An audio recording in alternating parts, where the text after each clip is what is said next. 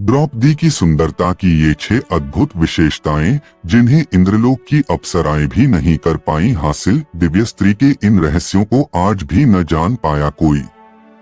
मित्रों, वीडियो पर अंत तक बने रहे और कहानी को गौर से सुनिएगा और चैनल को सब्सक्राइब कर लीजिएगा। तो चलिए कहानी को शुरू करते हैं। महाभारत में द्रौपदी की जन्म कथा और उनके व्यक्तित्व का उल्लेख मिलता है। महाभारत कथा के अनुसार द्रौपदी का जन्म यज्ञ में से हुआ था, इसलिए द्रौपदी का नाम यज्ञसेनी रखा गया। वहीं पांचाल के राजा द्रुपद की पुत्री होने के कारण यज्ञसेनी को द्रौपदी और पांचाली भी कहा गया। सांवले रंग की वजह से द्रौपदी का एक नाम कृष्णा भी था। यज्ञसेनी को द्रौपदी नाम से प्रसिद्धि मिली, लेकिन द्रौपदी के व्यक्तित्व की बात करें तो द्रौपदी केवल पांडवों की पत्नी या फिर उनके स्वभाव में ऐसे कई विशेषताएं थीं, जिनके बारे में आज भी बातें की जाती हैं। द्रौपदी की कई विशेषताओं में उनकी सुंदरता भी शामिल थी। महाभारत की कहानी के अनुसार द्रौपदी की सुंदरता के बारे में इंद्रलोक की अप्सराएं भी चर्चा करती थीं, लेकिन वे भी द्रौपदी की सुंदरता के रहस्यों को नहीं जान पाती थीं। द्रौपदी का रंग सांवला और उनके नैनंश इतने मनमोहक थे कि उन्हें सांवले रंग के कारण द्रौपदी का नाम कृष्णा था।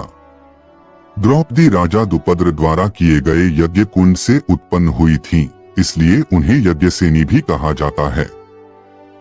अग्नि से उत्पन्न हुई द्रौपदी के चेहरे पर इतना तेज था कि उन्हें देखने वाला कोई भी व्यक्ति उनसे प्रभावित हुए बिना नहीं रह पाता था।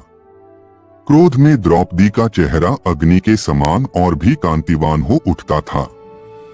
महाभारत की कहानी के अनुसार द्रौपदी की काया सुंदर और कोमल थी। उनकी त्वचा किसी शिशु के समान कोमल थी, लेकिन जब द्रौपदी को क्रोध आता था या फिर बल की आवश्यकता होती थी, तो कोमल द्रौपदी कठोर मांसपेशियों वाली यज्ञसेनी बन जाया करती थी।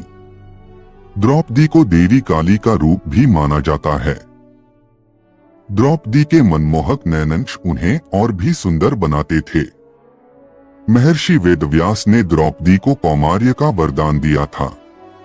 इसका अर्थ यह था कि द्रौपदी का शरीर हमेशा 16 वर्ष की कन्या की तरह ही नजर आता था।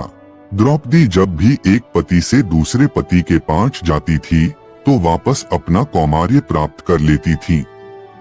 इस कारण से द्रौपदी को पंचकन्या में शामिल किया जाता है। इंद्रलोक की अप्सराएं भी द्रौपदी की चर्चा किया करती थीं। महाभारत की कहानी के अनुसार द्रौपदी के शरीर से ऐसी अद्भुत सुगंध निकलती थी, जिसका मुकाबला कोई इत्र या फूल भी नहीं कर सकते थे। द्रौपदी जहां से भी गुजरती थी, वहां पर एक अद्भुत सी सुगंध छोड़ जाती थी। ऐसी सुगंध किसी भी फूल या फिर किसी अन्य चीज में से नहीं आती थी। इस सुगंध से लोग द्रौपदी के प्रति मोहित हो जाते थे। द्वापर युग में स्त्रियों के लिए कई तरह की सीमाएं निर्धारित की गई थीं, लेकिन द्रौपदी की वैचारिक अभिव्यक्ति उन्हें काफी आधुनिक बनाती थी। द्रौपदी कर्म करने पर विश्वास रखती थी।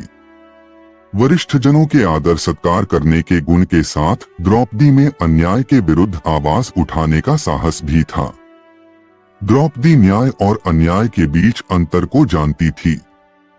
यही कारण है कि जब द्रौपदी का भरी सभा में अपमान हुआ, तो द्रौपदी ने न्याय की मांग की और कुरुक्षेत्र की रणभूमि पर न्याय और अन्याय के बीच युद्ध हुआ।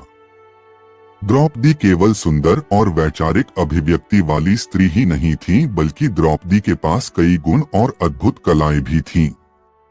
द्रौपदी बहुत भावुक होने के साथ बुद्धिमान भी थी। साथ ही द्रौपदी को नृत्य, गायन, पाकशाला, राजनीति, समाजशास्त्र आदि विषयों का ज्ञान भी था। द्रौपदी जीवन के विपरीत समय में भी सकारात्मक रहने का प्रयास करती थी। जैसे पांचाल नरेश की पुत्री द्रौपदी विपरीत समय में वन में संघर्ष करती रही, लेकिन उन्होंने कभी कर्म करना नहीं छोड़ा और हिम्मत नहीं हारी।